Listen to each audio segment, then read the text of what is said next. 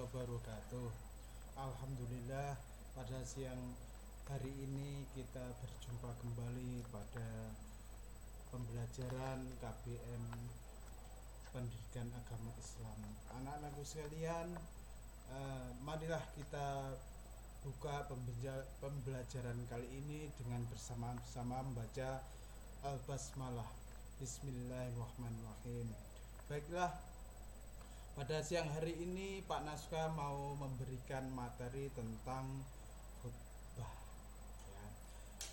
Kalian bisa melihat di bukunya, ya. Jadi materi tentang khutbah, tabligh dan dakwah. Jadi ketentuannya bagaimana, ketentuan khutbah, ketentuan tabligh dan ketentuan dakwah. Anak-anakku sekalian, ya,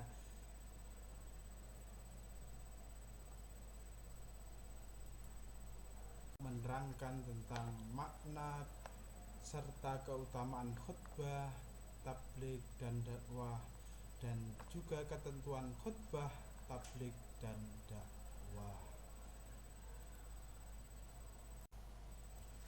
Sekarang pengertian khutbah.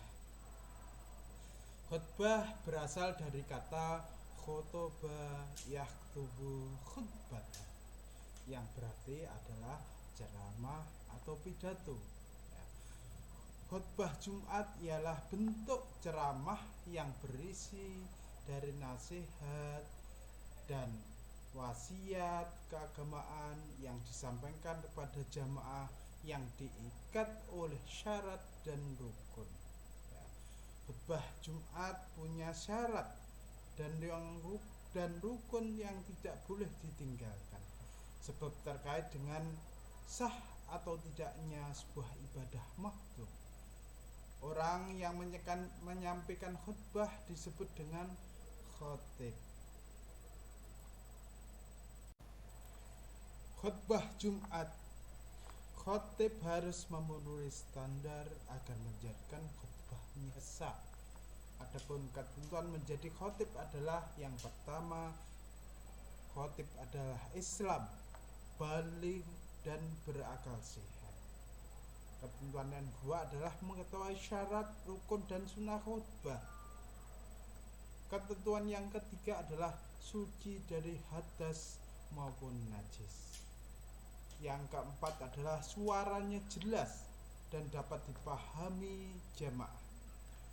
Yang kelima adalah tidak tercela dalam masyarakat. Suatu hal yang harus dipenuhi sebelum melaksanakan khutbah Jumat. Apa syaratnya? Syaratnya ada dua, yaitu pertama, dimulai sesudah masuk waktu zuhur. Yang kedua adalah hendaknya berdiri jika mampu. Yang ketiga adalah khatib hendaklah duduk sebentar antara khutbah dan khutbah yang lainnya. Syarat keempat adalah suara khatib harus dapat didengar jelas oleh jamaah. Syarat yang kelima adalah khatib harus suci dari hadas dan najis. Syarat keenam adalah khatib harus menutup auratnya. Syarat yang ketujuh adalah tertib. Jadi mulai rukunnya disampaikan itu tertib pada penyampaiannya. Saya menjelaskan tentang syarat-syarat dari khatib. Sekarang rukun khutbah. Rukun khutbah adalah suatu hal yang harus dikerjakan ketika melaksanakan khutbah Jumat. Apa saja rukunnya? Rukun khutbah adalah yang pertama, membaca puji-pujian hamdalah. Khatib harus membaca alhamdulillah, alhamdulillah. Yang kedua adalah membaca syahadatain.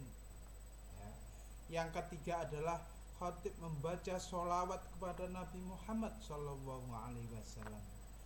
Rukun yang keempat adalah khatib harus berwasiat tentang takwa. Apa itu takwa? Takwa adalah mengerjakan semua yang diperintahkan oleh Allah dan menjauhi apa yang dilarang oleh Allah. Rukun yang kelima adalah khatib harus membaca Al-Quran, membaca surat atau membaca ayat dalam salah satu khutbah. Rukun yang keenam adalah mendoa, atau khatib harus berdoa, mendoakan kaum muslimin pada khutbah pertama dan kedua. Sudah Pak Naswa sampaikan tentang rukun khutbah. Sekarang Pak Naswa akan menyampaikan tentang sunnah khutbah. Sunnah itu apa? Sunnah khutbah adalah suatu hal yang sebaiknya dilaksanakan dalam khutbah Jumat. Adapun sunnah khutbah, Pak Naswa akan terangkan sebagai berikut. Khutbah yang pertama adalah khutbah disampaikan di atas tempat yang lebih tinggi, di mimbar atau podium. Sunnah yang kedua adalah khatib menyampaikan khutbah dengan kalimat yang jelas, sistematis, dan tidak terlalu panjang. Yang ketiga adalah khatib hendaklah menghadap ke arah jamaah. Ya, khatib menghadap ke arah jamaah, tidak boleh membelakangi. Ya, disunahkan menghadap jamaah. Yang keempat adalah khatib hendaklah memberi salam pada awal khutbah, yaitu setelah adzan kedua khatib memberikan salam. Ya, sunnah yang keenam adalah khatib membaca surat Al-Ikhlas ketika duduk di antara dua khutbah. Ya, ketika Bilal membaca sholawat, maka khatib disunahkan untuk membaca surat Al-Ikhlas. Nah, kemudian sunnah yang berikutnya, yang kedelapan adalah jamaah hendaklah memperhatikan khutbah.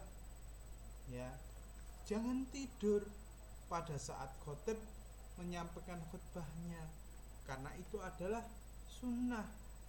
Apalagi jangan berbicara sendiri. Kalau kita berbicara, maka khutbah atau Jumat kita yang kita selenggarakan, maka pahalanya akan sia-sia. Tentang khutbah, maka untuk yang kedua, Pak Naswa akan menerangkan makna serta keutamaan tabligh. Tabligh di sini adalah berasal dari kata bahasa Arab yang artinya balagho yuballighu tablighun, yang berarti menyampaikan. Menurut istilah, tabligh adalah menyampaikan ajaran-ajaran Islam kepada umat manusia untuk dijadikan pedoman agar memperoleh kebahagiaan dunia akhirat. Tabligh artinya menyampaikan ajaran Islam. Ya, hukumnya tabligh bagaimana? Hukum tabligh adalah wajib. Ya, wajib semuanya, semua muslim dan muslimat adalah wajib hukumnya terhadap tabligh.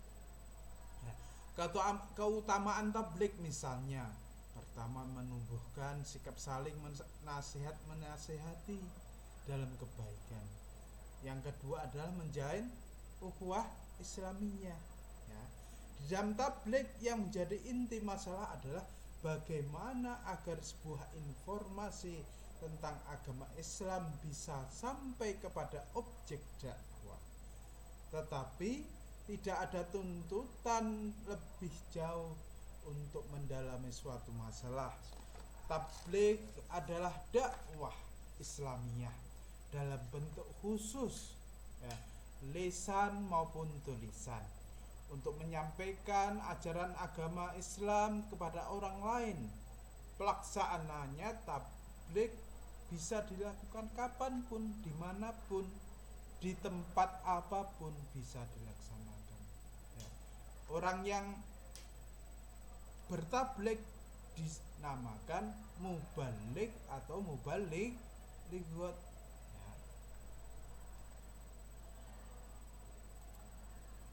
Tentang makna tabligh. Sekarang yang ketiga adalah makna serta keutamaan dakwah. Dakwah, kata dakwah merupakan masdar atau kata dasar dari kata kerja da'a yad'u yang berarti seruan atau panggilan atau ajakan. Ya. Menurut istilah, dakwah ialah setiap kegiatan yang bersifat menyeru, mengajak dan memanggil orang atau kelompok orang untuk beriman kepada Allah Subhanahu wa taala sesuai dengan ajaran, akidah atau keyakinan, sesuai dengan syariah atau hukum, dan sesuai dengan akhlak Islam. Rasulullah bersabda yang artinya, sampaikanlah olehmu apa yang kalian peroleh dari aku walaupun satu ayat. Anak-anak sekalian yang dirahmati oleh Allah, hikmah dan pelajaran yang baik dan mereka, saya ulangi, sesungguhnya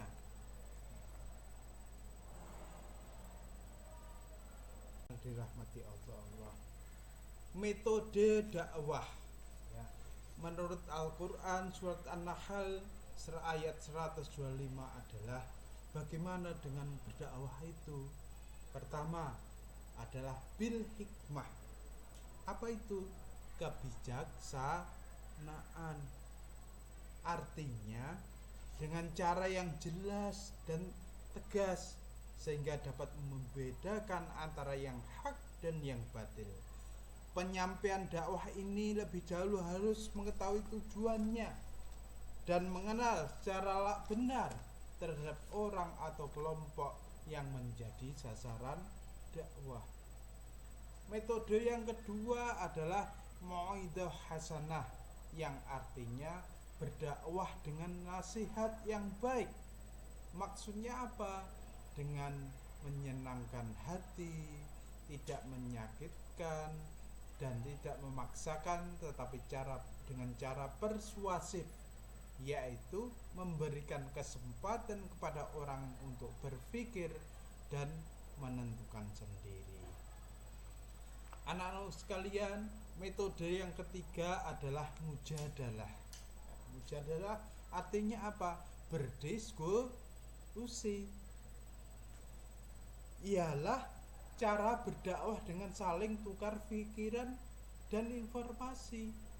Cara ini biasanya dilakukan pada orang yang mempunyai berpikir logis, kemampuan berpikir logis dan kritis.